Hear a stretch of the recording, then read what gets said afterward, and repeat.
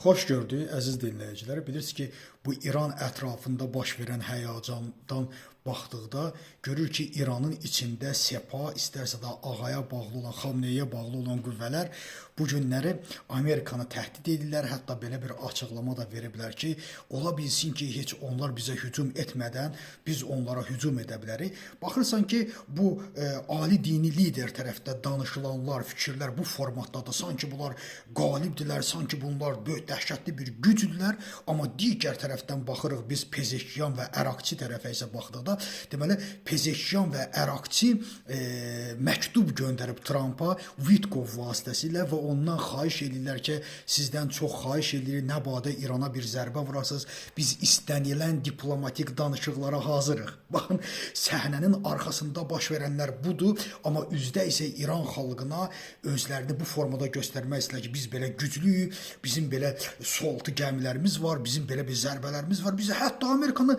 qabaqlayıb ona belə zərbə vura bilərik. Baxın, amma arxa tərəfdə isə biz baxırıq, görürük ki, bu qatil 30 min insanın əlinin qanına batmış, bu başına əmmamə qoyan ayətullalar isə digər tərəfdən Pezeşkiyanı və Ərakçını deməli işə salırlar ki, siz məktub yazın, siz oradan üzr istəyin, siz onlar deyin ki, siz nə desəz biz ona hazırıq, amma biz isə burada öz xalqımız üstündə özümüzü qəhrəman kimi göstərək. İkinci bir tərəfdən isə çox maraqlı hadisələr var. Xatırlayırsa, mən sizə deyirdim ki, bu günlərdə sizə deyirdim ki, məhz Güney Azərbaycan məsələsi, məhz İranda olan Azərbaycanlılar məsələsi artıq İsrailin də gündəmindədir, məhz Amerikanın da gündəmindədir. Necə? Mən bunu izah etmək istəyirəm. Mənim bütün dediklərim nəyəsə əsaslanır, hansısa mətbuata, hansısa qəzetə, hansısa bir necə deyərlər, məlumata. Əlbəttə, Washington Post qəzeti, bilirsiniz ki, dahi çox məşhur olan Washington Post qəzetində bugün belə bir açıqlama gedib ki, İranda yaşayan etnik məsələlərə biz fikir verməliyik. Orada Azərbaycanlılar yaşayır. Azərbaycanlılar Sovetlər dövründə Şimali Azərbaycan Rusiyanın tərkibində idi. Onun belə də söz sahibliyi yox idi. Amma bu günlər isə Şimali Azərbaycan güclü bir dövlətdir.